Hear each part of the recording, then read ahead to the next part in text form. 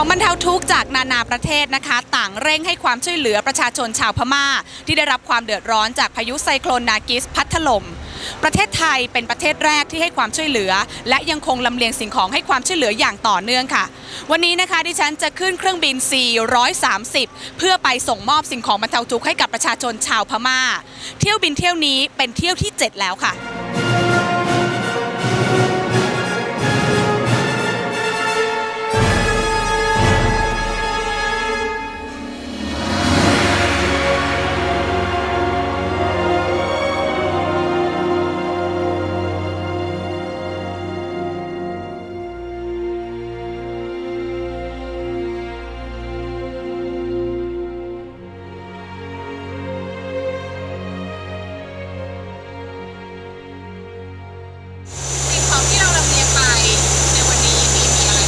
ก็เป็นอาหารแห้งแล้วก็ของปตท.ก็มีคลอรีนครับแล้วก็เวชภัณฑ์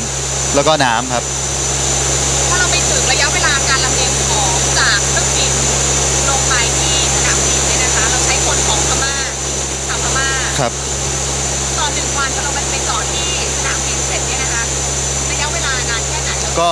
ออกจากสนามบินเมื่อเที่ยวบินที่แล้วประมาณ1 ชั่วโมงครึ่งครับครับ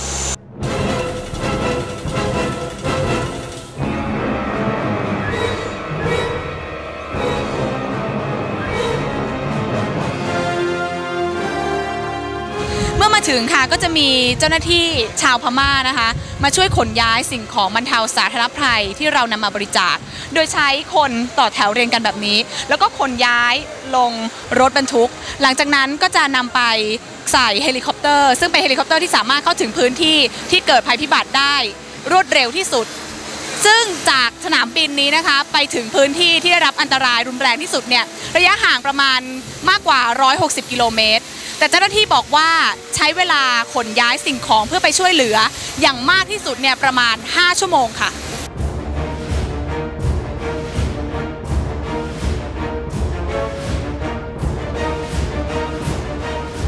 How many planes are here today? No, we have about 4 planes today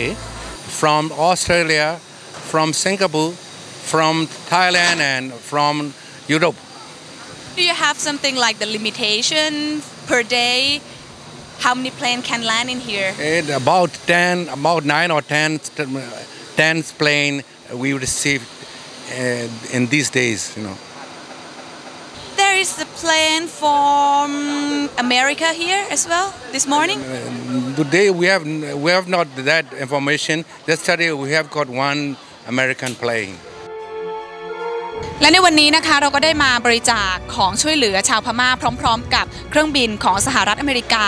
ซึ่งวันนี้เป็นลำที่2ที่ได้รับอนุญาตให้มาลงที่สนามบินประเทศพม่าค่ะ